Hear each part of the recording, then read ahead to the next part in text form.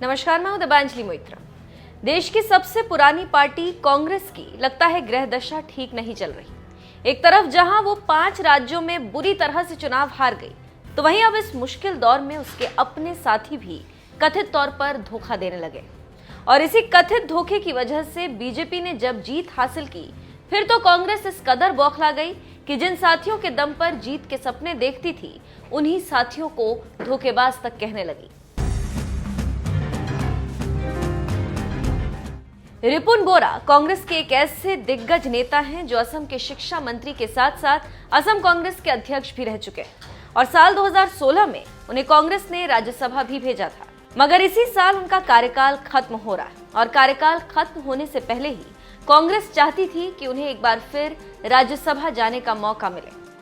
यही वजह थी कि उसे बदरुद्दीन अजमल की party all India United democratic front यानी AIUDF के साथ ही अपने विधायकों पर भी पूरा भरोसा था कि इनके दम पर रिपुन बोरा दोबारा राज्यसभा पहुंचने में कामयाब हो जाएंगे।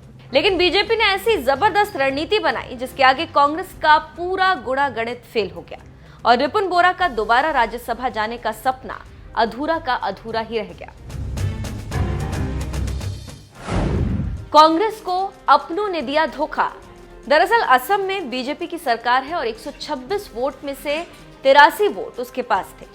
यही वजह है कि बीजेपी ने राज्यसभा चुनाव के लिए 2 उम्मीदवारों को मैदान में उतारा था, जिनमें से एक उम्मीदवार थे पवित्रा मार्गरेटा और दूसरे थे रवंगवरा नारजारी। और जीत के लिए चाहिए थे 43 वोट, यानी पवित्रा मार्गरेटा की जीत के लिए तो वोट पर्याप्त थे और वो जीत भी गए। मगर दूसरे उम्मीदवार रवंगवरा नारजारी को जीत के लिए 3 वोट कम थे। लेकिन इसके बावजूद बीजेपी नारजारी को राज्यसभा चुनाव जिताने में कैसे कामयाब हो गई, ये जानने के लिए पहले वोट के आंकड़े समझिए।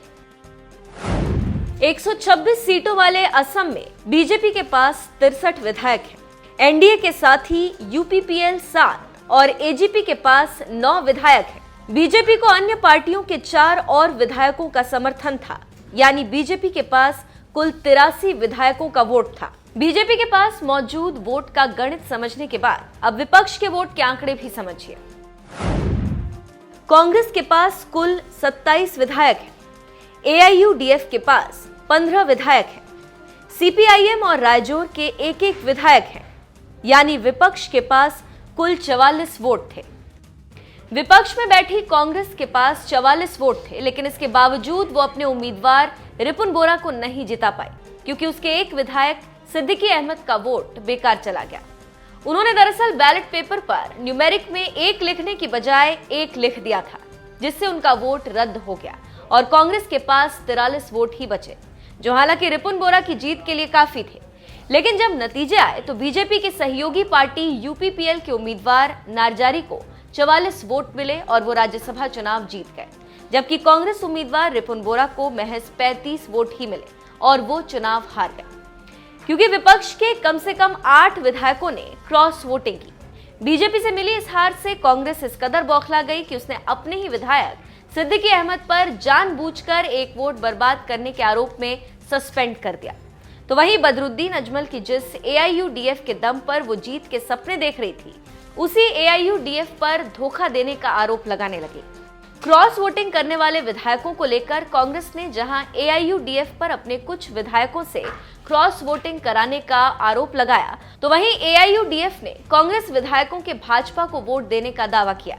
बहरहाल एक तरफ जहां कांग्रेस और AIUDF एक दूसरे से लड़ रही है, तो वहीं दूसरी तरफ बीजेपी ने असम से 2 सीटें जीतने के बाद पहली बार राज्यसभा में 100 का आंकड़ा पार कर लिया, जो एक इतिहास है, क्योंकि पिछले 34 सालों में आज तक किसी पार्टी ने राज्यसभा में 100 का आंकड़ा पार नहीं किया।